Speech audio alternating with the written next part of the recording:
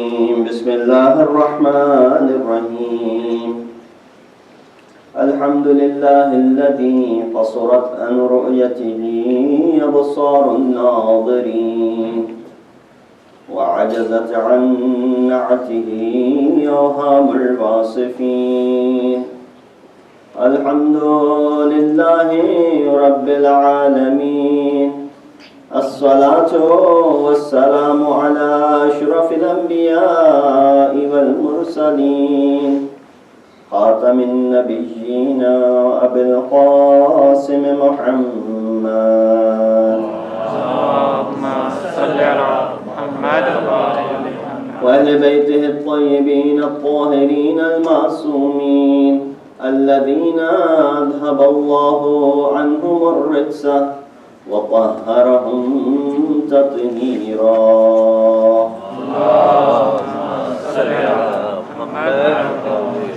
أما بعد فقد قال الله تبارك وتعالى وقوله الحق وهو أصدق القائلين بسم الله الرحمن الرحيم يا أيتها النفس المطمئنة ارجعي إلى ربك راضية مرضية فادخلي في عبادي وادخلي جنتي صدق الله العلي العظيم.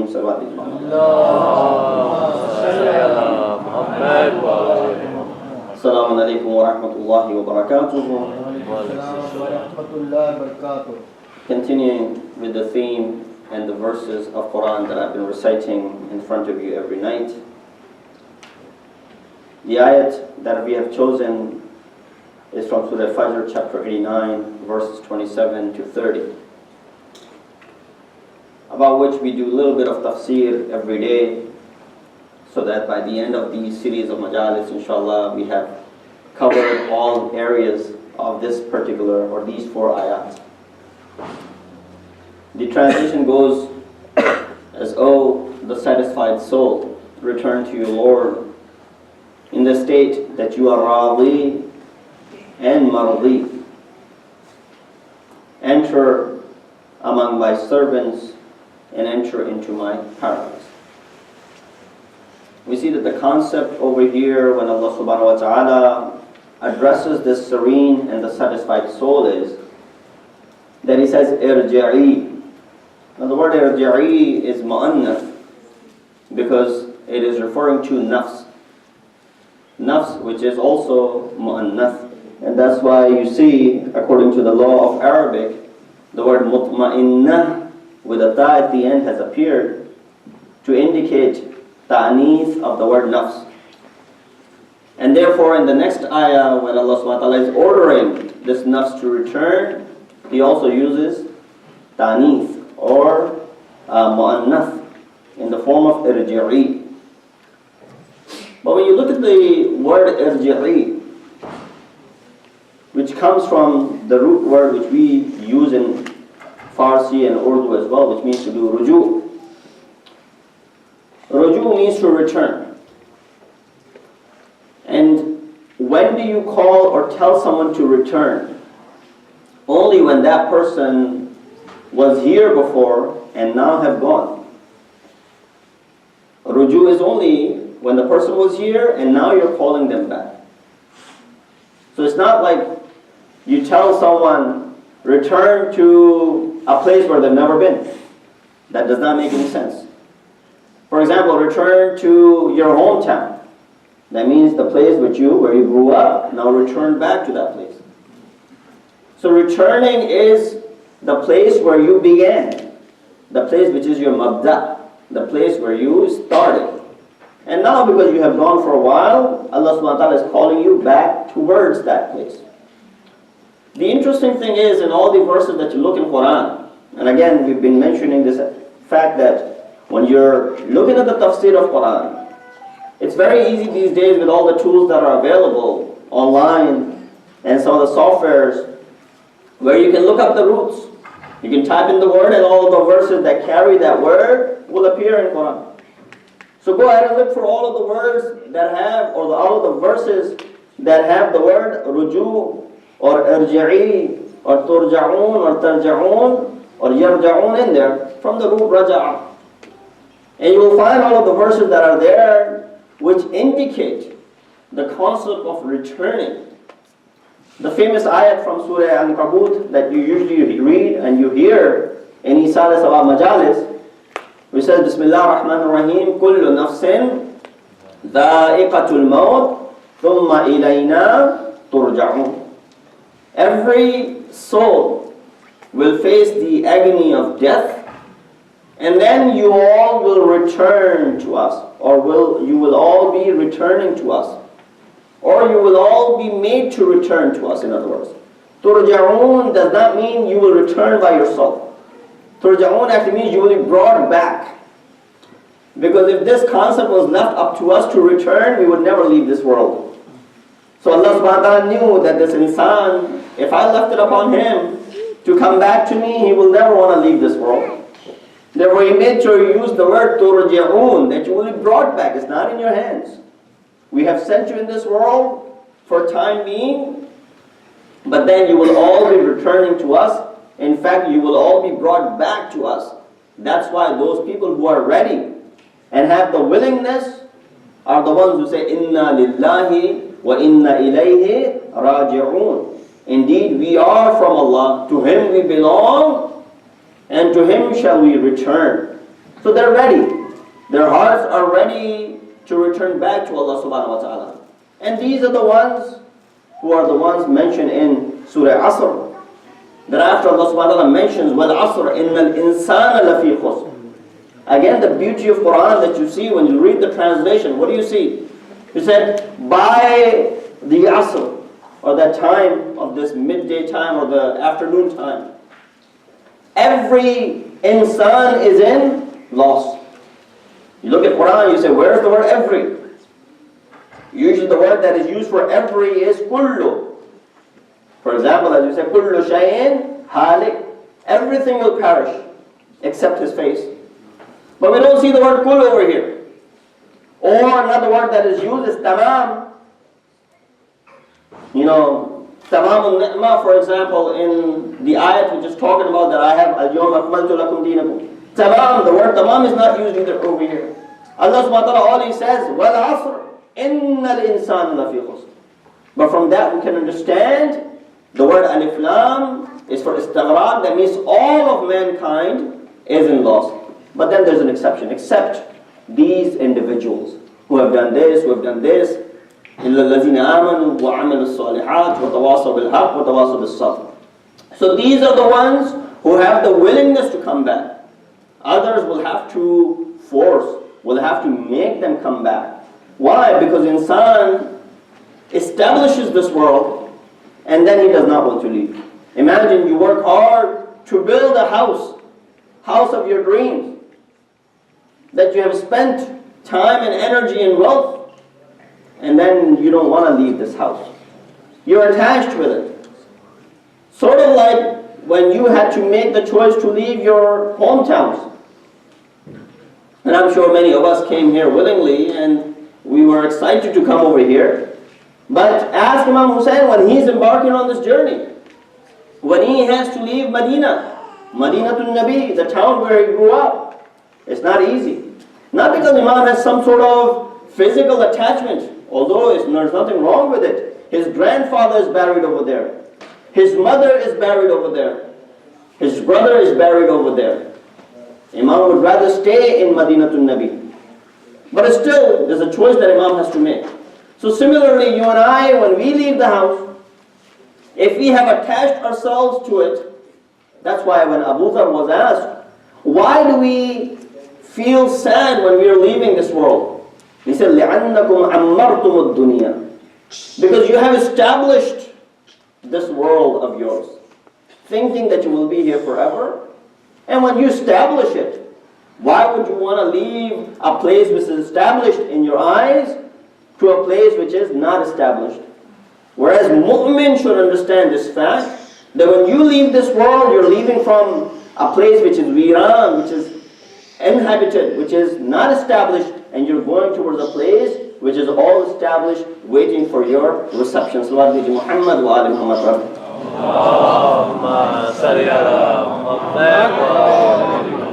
So here, the concept is very clear. Irji'i, return back to your Lord. In Surah Jummah we read, Allah subhanahu wa ta'ala asks these individuals, Ya ayyuhal ladina hadu, in za'amtum annakum awliya Allah min dunin nas, fatamannawu al-mawta in kuntum sadiqeen. If you think that you are beloved and the closest to God, fatamannawu al-mawt, then ask for maut. Make a dua for maut. Allah subhanahu wa ta'ala is asking who? The Jews. Make dua for maut. I said, Allah subhanahu wa ta'ala, why are you asking the Jews? Ask Muslimin. They will say the same thing. No, we don't want death. When you talk about death, right away, people get scared. You know, Maulana recited a majlis on death. He said, this Maulana just wants to, scare us off. No, it's a reality of life. Why should we be scared? The only reason we're scared is what the reason that is given in the next ayat after this ayat. وَلَا يَتَمَنَّوْنَهُ أَبَدًا بِمَا قَدَّمَتْ أَيْدِيهِمْ. They will never ask for maut. These Jews, they will never ask. Surah Jummah. Why? بِمَا قَدَّمَتْ أَيْدِيهِمْ. Because of what they have sent forth already. They're afraid. The things that they have done, they're afraid to die. Sort of like if you and I do something wrong. For example, you messed up in a project at your work. You're afraid to show up the next day in office. Everybody will be looking at you. Especially the boss will be staring at you. You just want to hide your face. You don't want to go. Why? Because you messed up somewhere. But here is the reality of the life. Everyone has to die. But we are unable to make this dua, the tamanna of maut. Why? Because of the things that we have done. But then the ayat continues. قُلْ إِنَّ الْمَوْتَ الَّذِي تَفَرُّونَ مِنْهُ فَإِنَّهُ مُلَاقِيكُمْ. This death that you are running away from, you're trying to dodge it away, تَفَرُّونَ مِنْهُ فَإِنَّهُ مُلَاقِيكُمْ.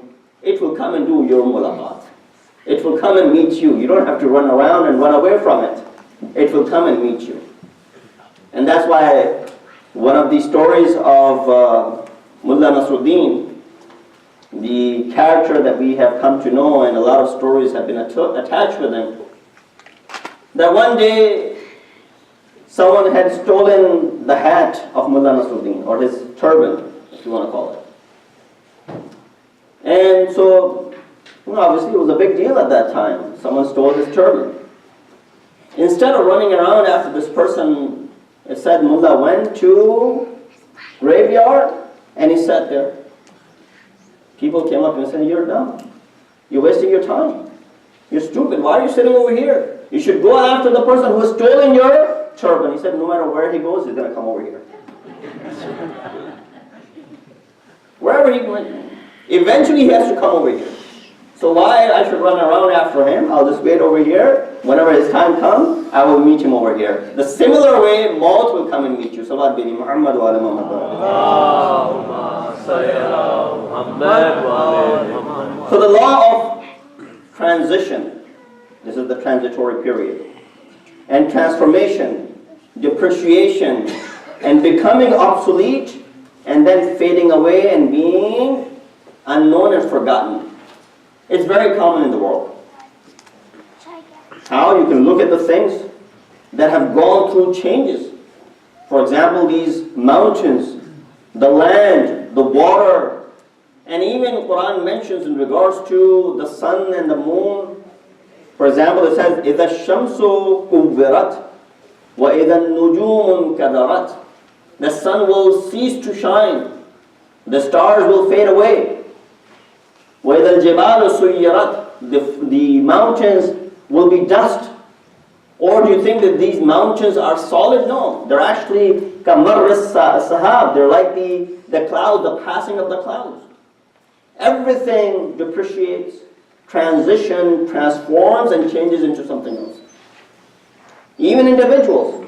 Human is the biggest and the best example of that. You look at how from the childhood the changes come into this person. This person grows up, you can't tell the similarities. And then grows up and becomes an adult, then becomes a middle age, and then an old age, and then this person expires.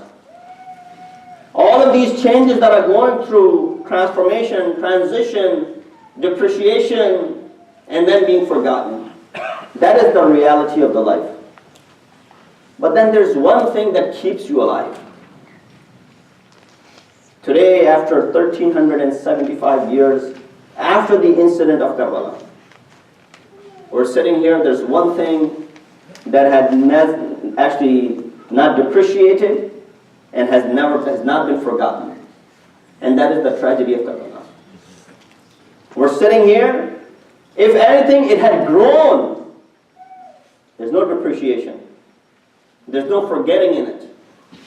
Why do you think that happened? One of the messages that we learned from Ashura, and the message that I want to talk about today and tonight rather, is the message of Ithar. That means preferring others over yourself. Giving preference to others upon yourself. That is one thing which keeps your name alive. And that's one thing that Imam Hussein alayhi salatu wassalam performed. Salawat bi Muhammad wa ala Muhammad.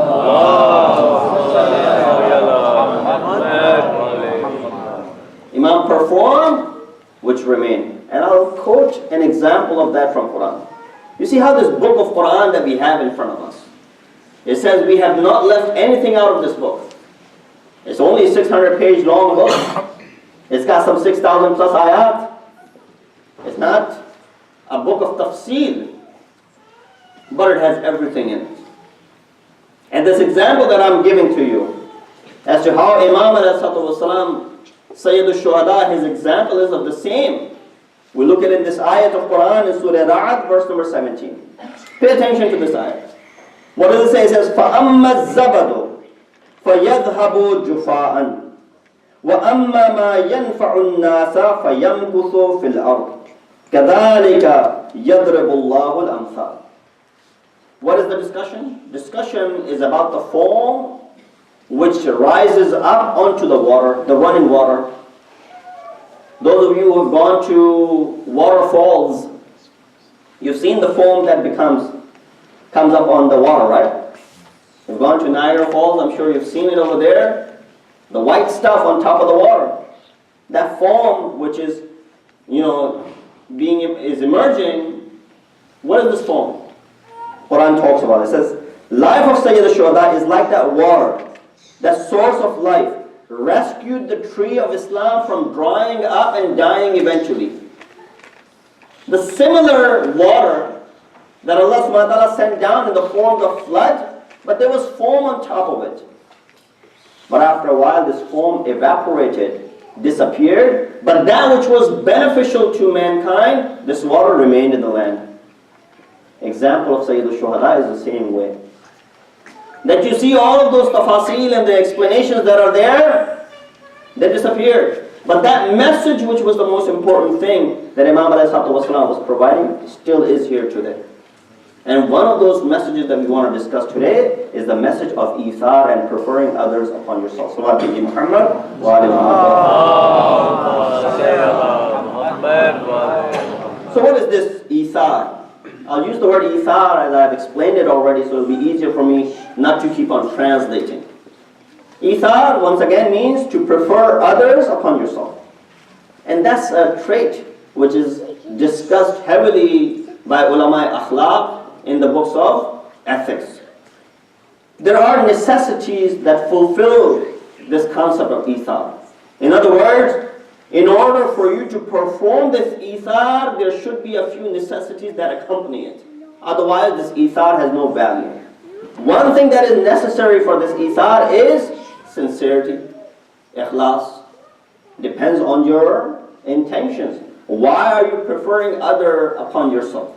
Ikhlas should be there. If I'm only doing to show off, If I'm only doing because I have other benefits attached with it, this ithar might not be very, very beneficial to my dhat, to myself.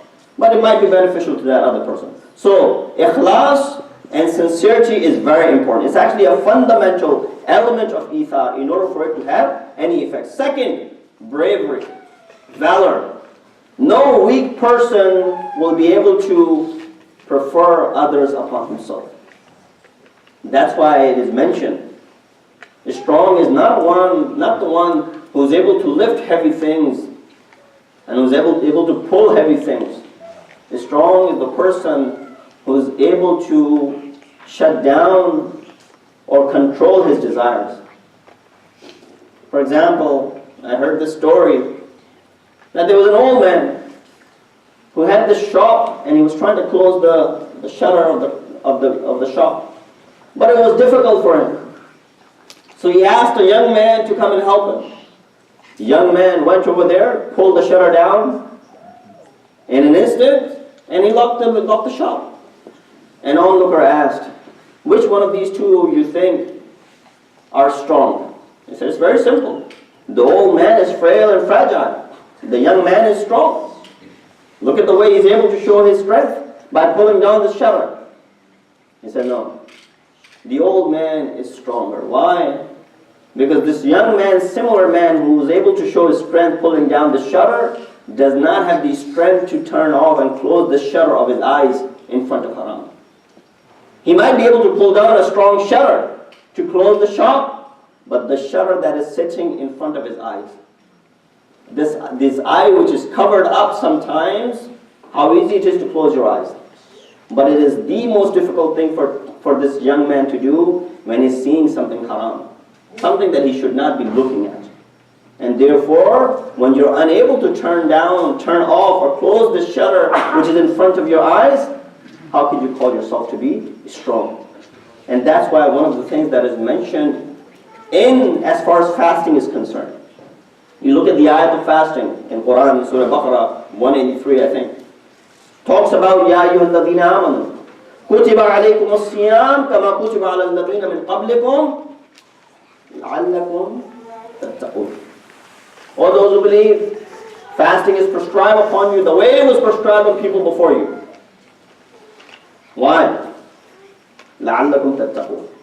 So you may attain piety and taqwa. You may become pious. You and I are sitting over here. Again, it's kalam hakim. It's the wisdom, it's filled with wisdom. You cannot challenge the ayat of Quran that it is not true. It is true. But you and I ask ourselves, we've been fasting for 15, 20, 30, 40, 50 years. According to this ayah, we should have been muttaqeen by now. When we read the sifat of muttaqeen, we don't find any in ourselves. Does that mean this ayat is wrong? Quran is saying fast so that you may become pious. We've been fasting, yet we don't see the athar and the effects of taqwa on us. Taqwa is what? I'm sure you've heard a great deal about taqwa. It's one topic that is discussed heavily in every masjid. So I'm not going to go into the details of taqwa. Taqwa is not something for an old age. When you become retired in your old age and that's it, that's when you should adopt taqwa. I was given the example the other day, a child who grows a beard right away. He said, oh, why? It's not your age yet. You should enjoy it. As if this beard is stopping him from enjoying. No, it's giving you that religious look. So taqwa should be held back when you're older. Not when you're young. Whereas we see the attribute of the Imam who's known as Taqi. At what age he became Imam? He was around 9 years old, 8 years old, right? Imam Muhammad Taqi al-Jawad was only 8 or 9 years old when he became Imam, when his father left this world. He's given the title Taqi. which is telling us something. That taqwa should come when you're 8 and 9 years old. Taqwa should not be held back when you are in your 60s and 70s. Adopt this taqwa while you're still young. So, the ayat of Quran is saying, fast so that you may become muttaqi. We've been fasting for 50, 40, 30 years. We don't see the athar of taqwa in us. Why? Because we only fast from the physical aspect, fulfilling what is physically required for fasting. Abstention from food and drink and all of those things which are there. Imam says fasting is actually fasting through your ears, through your eyes, through your tongue. If you're able to fast in this way, then you only need 1 Ramadan to become muttaqi, not 50 Ramadan. Salawat bi Muhammad wa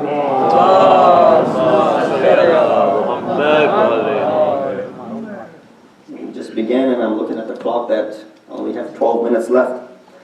So second thing you need is bravery. Third thing you need is basirat, insight, in order for you to have this ithar and you're able to perform this ithar.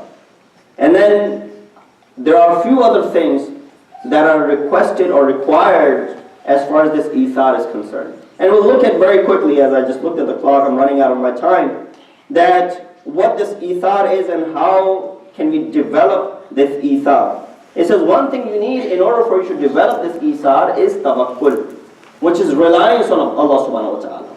If you're not mutawakkil, if you do not have this tawakkul, if you do not completely have the reliance upon Allah subhanahu wa ta'ala, ithar will be very difficult to come back.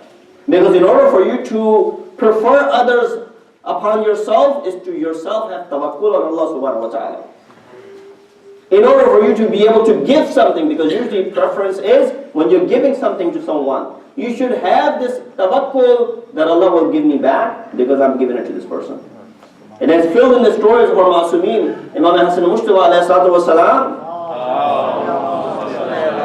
that he gave everything away in the way of Allah subhanahu wa ta'ala. Many times. Person came to Imam and said, Imam, you should have kept something for yourself. Imam said, Allah gives me so I give away. If He stops giving me, then I will stop giving it away. But for me to stop now is breaking a trust with Allah subhanahu wa ta'ala that He might not bestow and shower His mercy upon me. Subhanallah. I don't want to break this trust between me and Allah subhanahu wa ta'ala. He will continue to bestow and shower His mercy upon me as long as I continue to go ahead and do this ithar and prefer others upon myself. Second thing is contentment, qanaat. We should be content with what we have. A lot of time we focus on things that we don't have. Yet we neglect things that are in front of us. Appreciate that you already have. Don't have long wishes for those things that you do not have. I wish I was a millionaire. No, whatever you have, just be appreciative of that. I wish I was a millionaire so I can donate half of that to the masjid. If you're not a millionaire, whatever you are right now, donate half of that to masjid, you will get the same reward. Don't wait for you to become a millionaire, then you'll donate half of that towards masjid. No. Whatever you possess right now, have qana'at, have contentment, be content with what Allah has bestowed upon you, and that should be enough. So this is the second step. Third is always remember ma'ad. Ma'ad or Qayamat is an important aspect of our life which sometimes we neglect and we forget. Yes, we forget. We forget that there's a day of judgment. We forget that there's a day of resurrection. We forget that there's a day of hisab, kitab and accountability. Had we kept it always in front of us, our affairs would be a lot different. Alam ya'lam bi anna Allah yara. Imam, when a person came to Imam and said, Imam, what do I do that I can abstain from performing haram when I'm in public? For example, when you're sitting over here, last thing on your mind is a sin. First, you're in a masjid. Second, you're amongst the people. The person said, Imam, when I'm alone by myself, that's when shaitan penetrates and makes me do haram. How do I refrain from that? How do I abstain from that? Imam said two things. Remember death and remind yourself of ma'ad, the day of judgment. The moment you remind yourself of death and ma'ad in the day of judgment, it will to an extent push shaitan away from you. It will push shaitan away from you. And then you'll go back to being normal again. But you should have firm belief that there is a day of judgment. You should have firm belief that there is maut. We see maut every single day in our lives, yet it's very difficult for us to understand that maut will come upon us one day as well. Salawat Haji Muhammad wa ala Muhammad. There are many examples of Isa filled in the lives of Masumeen. One of the examples of Isa, and I'll just conclude with that because I don't think I'll have the time to go into the details. One of the examples of Isa is mentioned in Surah Dahr, chapter 76 of Quran, which talks about the Ithar of Ahlul Bayt. This chapter, Hal Ata, or chapter Al-Insan, or chapter Dahr, which was revealed, and one of the verses in this chapter is يُطْعِمُونَ الطَّعَامَ عَلَى حُبِّهِ مِسْكِينًا وَيَتِيمًا وَأَسِيرًا. That these are the people who bestow or to go ahead and feed, give their ta'am to those who are what? Destitute, yatim, orphan, and asir, captives. And then the next ayah says, we give this ta'am liwajhillah, for the sake of Allah subhanahu wa ta'ala. We do not want anything in return for the ta'am that we have given. When you look at the tafsir of this ayah, it is referring towards the Isar of Ahlul Bayt. When Imam Hassan and Imam Hussain had become sick, Rasulullah saw them in this state, asked Janab Sayyid and Amir al-Mu'mineen to perform fast for 3 days, making another. Again, the concept of another, I don't have time to go in that, but making an another. That if they are cured, I will fast, we will fast for 3 days. You know the whole story, I'll fast forward. That they fasted first day, yatim came, knocked on the door, gave the food. Fasted the second day, and a destitute came, knocked on the door, they gave the food. Third day they fasted again, asir, a captive came, knocked on the door, and they gave the food away. The food for which they were also in need. This is where the utmost level of isar comes, that you yourself is in need, but at the same time you're able to prefer others upon yourself. They gave it away. It's very interesting in Quran that Allah subhanahu wa ta'ala, one of His attributes is huwa yut'imu wa la yut'am. Allah is someone who feeds, but He Himself requires no food. Allah does not require any food. He feeds, but He has no need for food. He does not require food. When we look at the story of Hazrat Janab Maryam and her son Hazrat Isa alayhi salatu wasalam, we see that Allah subhanahu wa ta'ala mentions an attribute for them. One of the attributes that Allah mentions for Hazrat Isa and Janab Maryam is what? Kana yakulani ta'am. They both used to eat. You come to me, Malala, you've come from New Jersey. You know so-and-so? I say, yeah, I know so-and-so. They eat. You laugh. Yeah, of course, everybody eats. Tell us something else about them. Other features. For example, our daughter, there's a proposal that has come from your town in New Jersey for our daughter, so-and-so. Do you know that person? I say, yeah, they eat. You laugh, as you just did now. No, tell me something else about them, some features, some good things, bad things, whatever you know about them, so that I can make a judgment. It's a matter of marital, marriage. Kana yakulan at-ta'am. Hazrat Isa and his mother used to eat. Oh Allah. Nobody's laughing when Allah is saying this. Oh Allah, tell us something about Hazrat Isa, his features. Janab Maryam, her features. What is this feature that they used to eat? Every human eats. No, there's a reason behind it, Allah will say. A day will come that people will start associating Hazrat Isa and her mother to me. They will start considering them to be Lord and Allah. Let it be known. Huwa yut'imu wa la yut'am. It is only Allah who feeds. and does not require any sustenance and feeding. But Isa and his mother, kana yakulan at-ta'am. They both used to eat. This is where we understand why Allah subhanahu wa ta'ala is mentioning such a simple attribute, or mentioning some simple fact about mother and a son. Because there will come a day when people will start associating them with Allah subhanahu wa ta'ala. So Allah says, the right to feed is only mine, where I do not require any feeding. But then He makes exception in this law by saying, yes, I am the one who yut'imu wa la yut'am.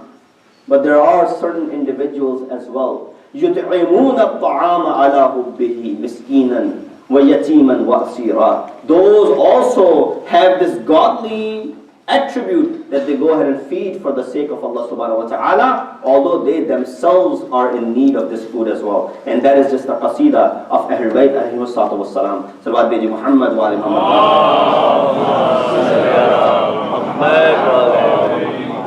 When we look at Karbala, we find many examples of preferring yourself onto others. When Hazrat Muslim was being hunted and Hani ibn Urwa was captured, they said, Hani, where's Muslim?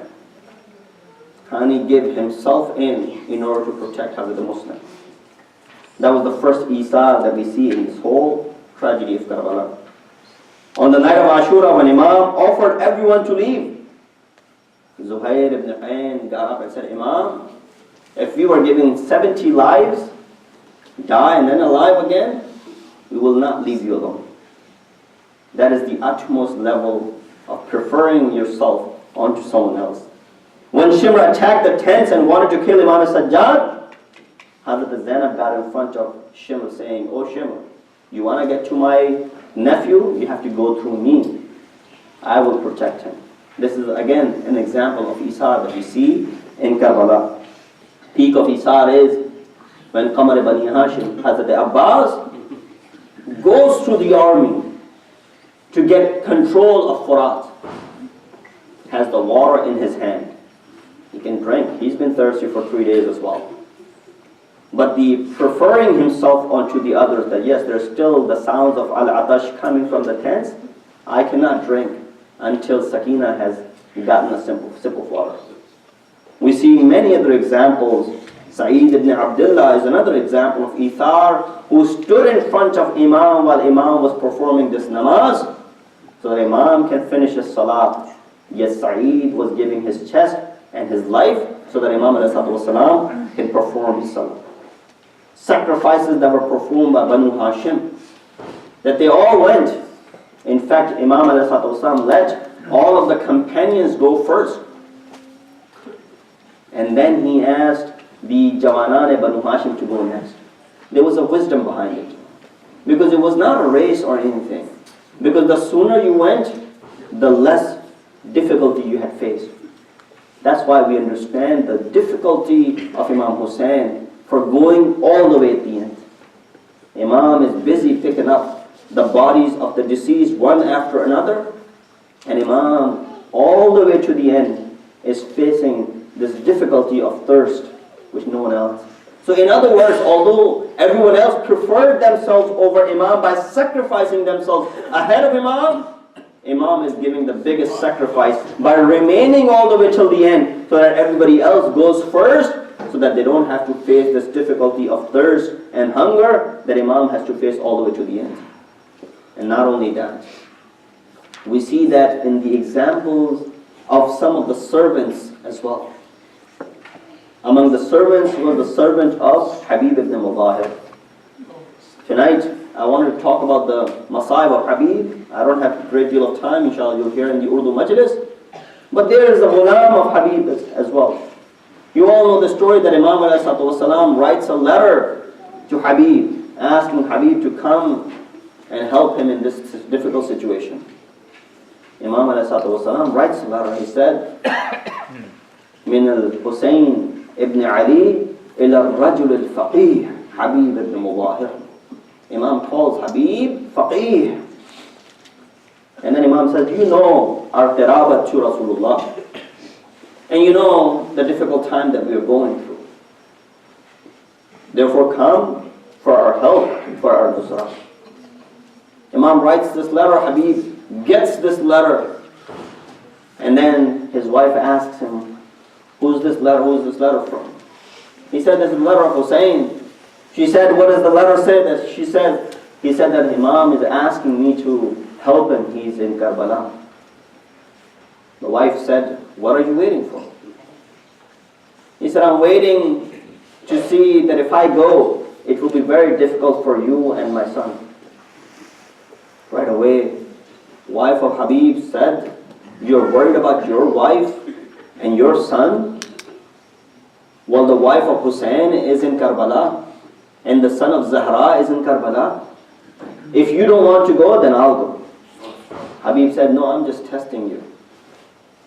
How can I deny and turn down the request sent by my friend, a lifelong friend, and my Mawla? This is where the story of the servant of Habib comes. He says, take my horse and go and wait in a place, because it was very difficult for people to move about in and out of Kufa to go towards anywhere. And when the servant was waiting, this is where again we see the example of Isa. Habib, when he gets closer, he sees that it's been a while. His servant is speaking to the horse saying, don't worry. If my Mawla and my master doesn't come today, I will ride on you and go for the nusrat of Imam Hussein. This is the preference that these people were given. Nonetheless, Habib makes it over there. Now he says to his servant that you can go back, I make you free. He said, oh Habib, all these years I was serving you, you kept me with yourself. But now today there's an opportunity for me to serve my Mawla Hussein. You want to set me free? No, I want to come with you. Habib goes towards Karbala. Imam had 12 standards and 12 flags that he had given out, 11 of them. One was still remaining. People were asking him, Mawla, who are you going to give this flag to? Imam said, the person whom this flag belongs is coming, is on his way. And as soon as Imam sees someone coming from Kufa, Imam says to the Jawanan Banu Hashim that my lifelong friend is coming. Go for his istiqbal, go for his reception. They go and they greet Habib ibn Mudahir. Habib comes inside. Right away, the news reaches the tents as well. The whole day long, the news was coming that this caravan had come, that this battalion had come, this enemy had come. There was again noises. Janab Zainab asked Fizza, oh Fizza, go ahead and see who has come this time. My brother has been receiving these news all day long. Fizza comes out, finds out that Imam's lifelong friend Habib ibn Mudahir has come. Right away Janab Zainab says, oh Fizza, go out again and convey my salam to Habib, telling him, oh Habib, thanks for coming and thanks for listening to the request of Imam Hussein and coming all the way here to Karbala. As soon as the salam is conveyed to Habib, Habib throws himself onto the floor and throws sand upon his head, throws his amama onto the ground. He says, the day has come unto the daughters of Rasulullah that they have to convey their salam to ghulam and servants like Habib ibn Mudahir. Allah la'natullahi ala qawmi zalimin. Wa sayalamu alladhina zalamu ayyama qalbin yanqalibun. Oh Allah, please